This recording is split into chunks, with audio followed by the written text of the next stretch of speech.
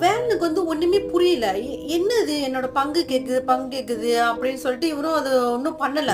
அதுக்கப்புறம் என்ன ஆகுதுன்னா, அவர் வீட்ல அதுக்கப்புறமும் மறுபடியும் அந்த கொலவ சத்தம் வீட்ட சுத்தி கேட்க ஆரம்பிக்குது. எப்படி நம்ம டாஸ்வில்ல கேட்டுச்சோ, அதே மாதிரி இவரு வீட்டுக்குள்ளேயும் கேட்க ஆரம்பிக்குது.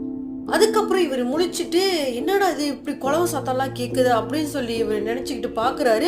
ஆனா ரியலாவே அவர் வீட்ட சுத்தி கொலவ சத்தம் கேட்குது. அப்ப இவரு என்ன பண்றாருன்னா, "இந்த சத்தம் நமக்கு மட்டும் கேட்குதா? இல்ல அப்பாவுக்கும் கேட்குதா?" அப்படின்னு சொல்லி செக் பண்ணலாம் அப்படின்னு சொல்லிட்டு, இவரு வீட்டுக்கு வெளியில போயிட்டு அந்த கதவ தொறக்குறாரு. ஸோ கதவ தொறந்தோனே பார்த்தா பெட்டில அவங்க அப்பா படுத்துக்கிடல இல்ல. அவரு ஏந்திச்சு டார்ச் லைட் எடுத்து செடிகிட்டலாம் அப்படியே அடிச்சு பார்த்துட்டு இருக்காரு. என்ன என்னமோ கேட்குது அப்படின்ட்டுன்னு. அப்போ உடனே நம்மளோட வேலன் கேட்குறாரு, "என்னப்பா தேடிட்டு இருக்க?" அப்படின்னு சொல்லி கேட்டேன்னா, அப்ப அவர் சொல்றாரு, "டேய் ஒரு கொலவ சத்தம் கேட்டுட்டு இருக்குதா? அது என்னன்னு தெரியல. அதான் பார்த்துட்டு இருக்கேன்." அப்படின்னு சொன்னானே, அப்போ உடனே வேலனுக்கு இது சரியா படல. இது என்னமோ நடக்க போகுது போல. "அப்பா நீ வந்துருப்பான்னு சொல்லி அவங்க அப்பாவ கூப்பிடுறாரு.